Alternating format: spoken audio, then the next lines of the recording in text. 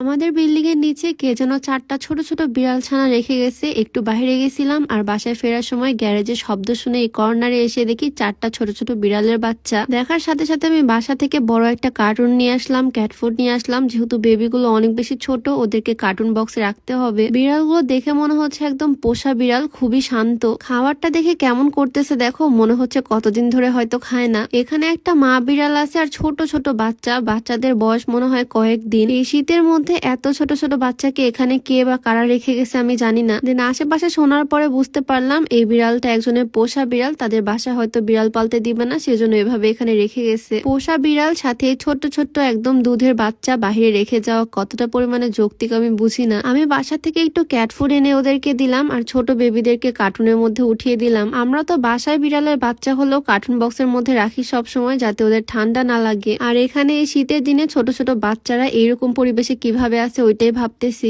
এখানে আরেকটা হোয়াইট কালারের বিড়ালের বাচ্চা আছে, মানে টোটালে 4টা বিড়াল রেখে গেছে এখানে। মা বিড়ালটা এত পরিমাণে ভদ্র বলার বাহিরে, ওর গলার মধ্যেও ঘন্টা দেওয়া, মেহেদি দিয়ে কিছু একটা লেখা, মানে দেখে ফুল বোঝা যাচ্ছে এটা যে একটা পোষা বিড়াল। আমাদের এলাকার আশেপাশে অনেক কুকুর, আর এখানে যেহেতু ছোট ছোট বেবিরা আছে আমি এখানে রেখে যেতে চাচ্ছি না ওদেরকে। এখানে ওরা থাকবেই বা কিভাবে ছোট বাচ্চা নিয়ে, সেটা আমি বুঝতে পারতেছি না। তাই কার্টুনে করে ওদের সবাইকে নিয়ে যাচ্ছি এখন বাসায়। এই বেবিগুলোকে ওখানে রেখে আসলে শিওর ওদের কোনো না কোনো ক্ষতি হতো। এই শীতের মধ্যে ওরা রাত্রে কিভাবে থাকবে আমি ওইটাই চিন্তা করতেছি। ওদেরকে তো বাসায় এনে রাখলাম, আর আমরা অলরেডি একটা বিড়াল পালি, ওদেরকে কি করব বুঝতে পারতেছি না। দেন আমি আমার কাজিন আফিয়াকে ভিডিও কল দিয়ে দেখালাম। ও আগে বিড়াল পালতো, বাট ওর বিড়ালটা আনফরচুনেটলি মারা গেছে। তারপর থেকে ও বিড়াল খুঁজতেছিল, আর আমরা যেহেতু এইরকম সিচুয়েশনে একটা বিড়াল পাইছি তাই ভাবলাম ওর কাছে নিয়ে যাই। আমার হাজবেন্ড বাজার থেকে 2টা ঝুড়ি এনে দিল। একটার মধ্যে মা আর বেবিদের রাখবো, আর একটার মধ্যে সাদা বিড়ালটা নিব। আমার বোন আমার ভাই যেহেতু বিড়াল অনেক বেশি পছন্দ করে, ওদের বাসায় ওরা খুব যত্নেই থাকবে।